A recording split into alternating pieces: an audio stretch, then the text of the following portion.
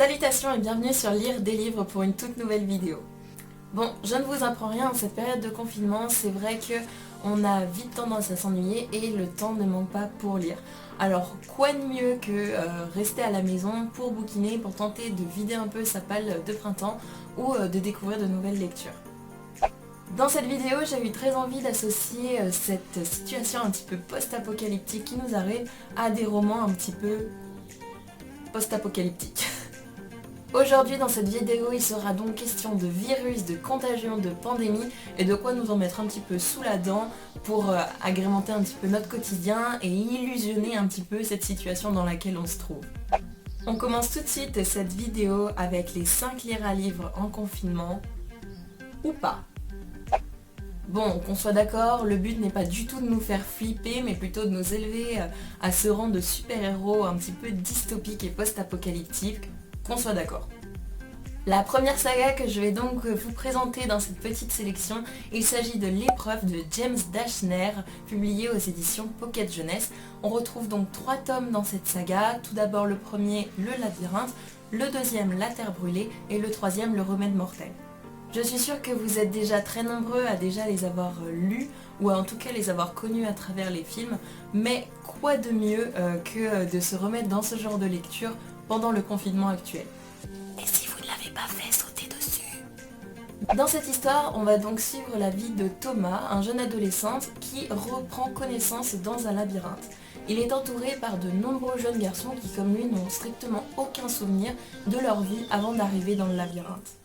Au fur et à mesure des tomes, leur vie est mise en jeu lors d'épreuves et d'expériences qui vont permettre de trouver donc un vaccin à la terrible épidémie mortelle qui se propage à la surface de la Terre.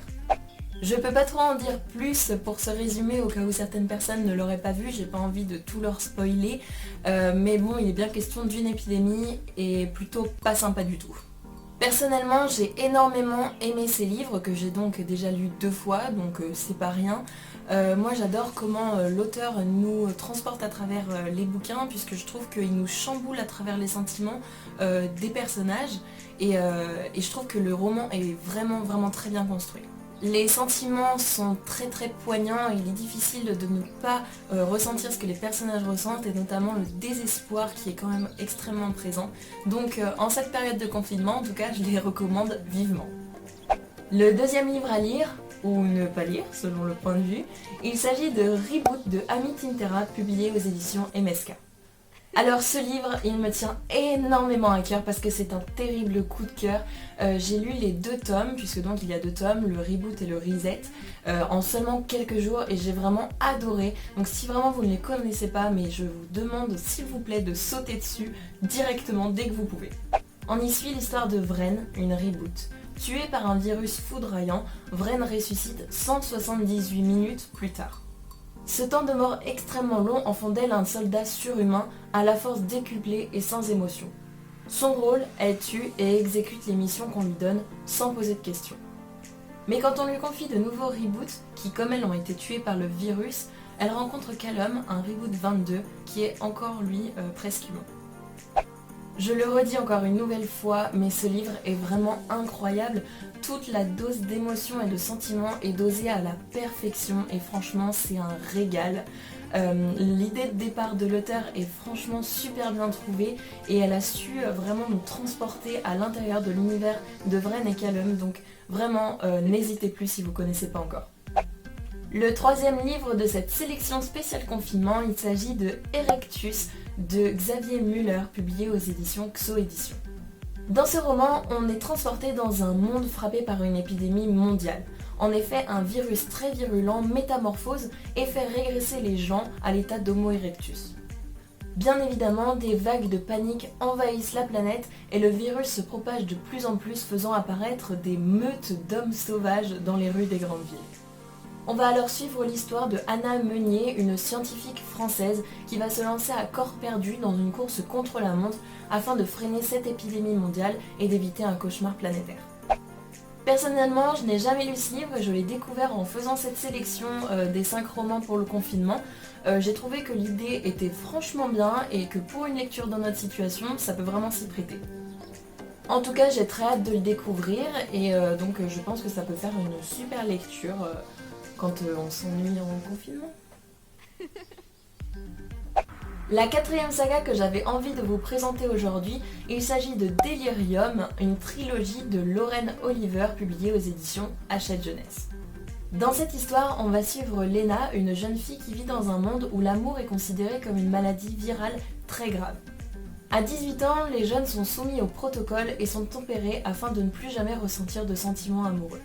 Une fois le protocole passé, ils sont ensuite mariés de force à une personne qui leur est le plus compatible dans le monde. Bien évidemment, Lena, comme tous les jeunes de son âge, est totalement prête à recevoir l'opération et trouve ça totalement normal, mais elle ne se doute pas que tout peut encore basculer en quelques mois. Personnellement, j'ai lu ces 3 livres donc il y a 1 ou 2 ans et j'avais vraiment beaucoup aimé les livres. Je trouve que la dystopie est un petit peu basique et l'histoire est déjà un petit peu revue, mais l'auteur a su mettre beaucoup d'originalité dans son roman, notamment avec l'histoire de l'amour comme maladie. Je trouve qu'il est bien écrit et bien construit, et ce que j'ai le plus apprécié, c'est que l'auteur sait nous surprendre. On a eu plusieurs fois des événements qui se sont déroulés et où je me suis dit mais purée, comment ça va se finir, et ça c'est quelque chose que j'aime beaucoup, ne pas avoir directement la vision de la fin, de savoir comment ça va se terminer. Là j'arrivais pas trop à me projeter et pour moi ça c'est un super bon point. Dégage. Un bourdon. Il y a un bourdon qui s'incruste dans ma chambre au moment où je fais une vidéo. Bourdon! Attends! Enfin, pour terminer cette sélection de romans spécial Covid-19, j'ai décidé de vous parler de la saga Fetch de Kate Falls publiée aux éditions Milan. Cette saga est composée de 2 tomes, le premier Inhuman et le deuxième Undaunted, et relate l'histoire de Lane. La jeune fille vit dans un monde coupé en 2 par un mur. Elle vit dans la zone civilisée, on appelle la zone saine, où les gens sont normaux et vivent une vie plutôt stérile. Et de l'autre côté du mur, on va pouvoir avoir la zone sauvage où les humains sont contaminés et en sont à l'état sauvage. Lane, un jour, pour sauver son père, va devoir quand même passer le mur et passer dans le côté sauvage où les hommes sont vraiment des bêtes féroces dues à une contamination. Mais elle le fait pour sauver son père et elle décide de franchir tous les interdits pour pouvoir lui porter secours. J'avais déjà lu le premier tome il y a quelques années et j'avais plutôt bien aimé cette dilogie. Cependant, j'avais pas ressenti le besoin de lire le tome 2 puisque j'avais trouvé que le roman était un petit peu prévisible, donc ça rejoint ce que je vous disais sur le précédent, j'aime bien être surprise par mes lectures. Cependant, je pense qu'en cette période de confinement, le temps est tout apprêté pour pouvoir lire ce genre de choses sur le confinement, tout ça. Cependant, ne faites pas comme Lane, par pitié, restez chez vous et protégez-vous, protégez les autres parce que le Covid-19 est un virus qui malheureusement tue et il faut que tout le monde en ait conscience pour sauver le maximum de personnes. Voilà, la vidéo se termine donc avec ces 5 romans à lire ou ne pas lire pour ce confinement à cause du coronavirus. J'espère que cette liste vous plaira et qu'elle vous donnera un petit peu d'idées pour pouvoir tromper votre ennui pendant ce temps où on va avoir le temps de lire et le temps de se poser pour découvrir de nouvelles lectures. En tout cas, j'espère que cette vidéo vous aura plu. Je vous souhaite de très belles lectures. Prenez soin de vous, prenez soin des autres et je vous fais des gros bisous. Bye!